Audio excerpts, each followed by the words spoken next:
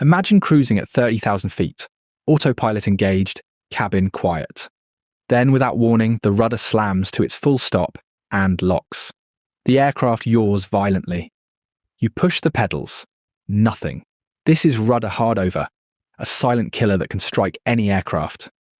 The NTSB report on United Airlines Flight 585 states, "The flight crew had no warning of the rudder hardover and no means to correct it. That crash killed all 25 on board. But what causes a rudder to jam so catastrophically? To understand, we need to look inside the rudder system. In plain English, a rudder hardover occurs when a mechanical jam or hydraulic failure forces the rudder to its full deflection. The pilot's controls become useless. This is not pilot error. It is a mechanical betrayal. And it can happen in an instant, with no warning at all. So what exactly is a rudder hardover? Imagine flying at cruising altitude when, without warning, the rudder slams fully to one side and locks. The pilot pushes with all their strength on the pedals, but the control surface does not budge. That is a rudder hardover. The rudder is controlled by hydraulic actuators called power control units. In the Boeing 737, a design flaw in the yaw damper could cause the PCU to send a signal that forces the rudder to full deflection. The crew has no warning and no override. That is why rudder hardover is so terrifying. Unlike a jammed aileron or elevator, a full rudder deflection at high speed can roll the aircraft inverted in seconds. The pilot has no direct mechanical backup, only differential thrust and trim to fight the forces. So what exactly went wrong inside the 737's tail? The answer lies in a small component called the yaw damper, designed to smooth out the aircraft's flight. But a hidden flaw in the hydraulic power control unit could cause the rudder to slam to its stop without warning. The NTSB investigation revealed the chilling truth. After years of testing, they found that a reversal in the PCU's servo valve could send the rudder to full deflection in a fraction of a second. As their report stated, the rudder moved to the full left position and remained there until impact. This wasn't a one-off glitch. The same mechanism was later found in other 737s, capable of triggering a hardover without any pilot input. The crew had no chance to react. The rudder moved so fast that by the time they realised something was wrong, the aircraft was already rolling over. That helplessness is what makes rudder hardover so terrifying. The pilots of United 585 and US Air 427 were experienced professionals, yet they had no warning and no means to counter the sudden loss of control. The NTSB concluded that the design flaw was the root cause, setting the stage for a bitter fight over accountability. 2 crashes, 5 years apart, would reveal the answer. On March 3, 1991, United Airlines Flight 585 was descending into Colorado Springs when the rudder suddenly slammed to the right.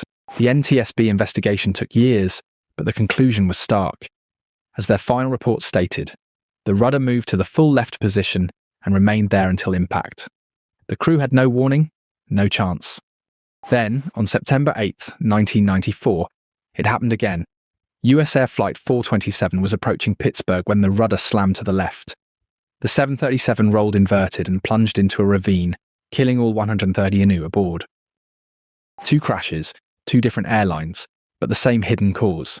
The NTSB spent 5 years testing the 737's rudder system, finally confirming that a design flaw in the yaw damper could trigger a hardover without warning. So why did the crew have no chance? Because the rudder moved so fast that by the time the first warning light flickered, the aircraft was already rolling.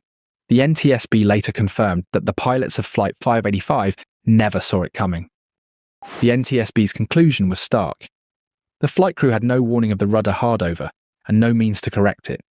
5 years of investigation had found the hidden flaw, but for those pilots, it was already too late. So how does a pilot fight a rudder that has locked hardover? The FAA handbook prescribes a desperate dance: differential thrust to steer against the jam, trim to relieve the forces, and backup systems if they are still working. But in the 737 crashes, none of these worked. The problem was time. The rudder slammed to its stop in a fraction of a second, rolling the aircraft before the crew could even identify the failure. Differential thrust requires seconds to build, seconds they did not have. The NTSB concluded that no pilot could have recovered.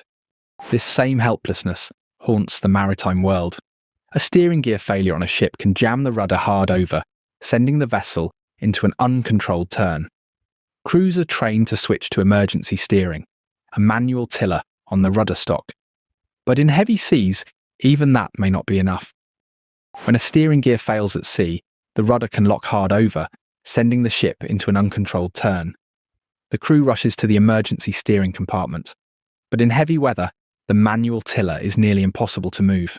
The IMO and SOLAS regulations mandate emergency steering drills, but when the rudder locks hard over, the ship can broach or capsize before the crew can react. As one report stated, the steering gear failure caused the rudder to jam hard over, leading to loss of control. So what exactly triggers the jam? Inside the PCU is a tiny servo valve that controls hydraulic flow. A thermal shock or contamination can cause it to stick, reversing the rudder command. The NTSB found that a sudden temperature change could make the valve fail in a split second. But the valve failure alone wasn't enough. The yaw damper's design allowed it to override the pilot's inputs. When the servo valve reversed, the yaw damper amplified the command, slamming the rudder to full deflection. It was a cascade of failures hidden inside the tail. This hidden flaw meant the crew never saw it coming. The rudder moved so fast that the first sign of trouble was the aircraft rolling. There was no warning light, no abnormal vibration. The NTSB called it a latent failure that could lie dormant for years before striking. Behind every statistic are families forever changed. The 25 souls on United 585 and the 132 on US Air 427 left behind loved ones who demanded answers. Their grief fueled a decade-long investigation that ultimately made flying safer for everyone. The breakthrough came when investigators replicated the failure on a test rig. By heating the servo valve to simulate flight conditions, they triggered a hardover. This proved the design was flawed. Boeing initially resisted, but the evidence was undeniable. Today, every 737 has a redesigned rudder system with redundant valves and a rudder ratio changer that limits deflection at high speed. Pilots are trained to recognize and counter a hardover. The legacy of those crashes is a safer sky. But the story does not end in tragedy.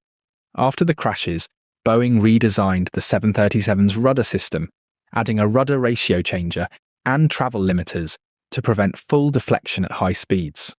The FAA issued airworthiness directives mandating the changes. Today, these failures are far rarer, a testament to the lessons learned from those lost flights.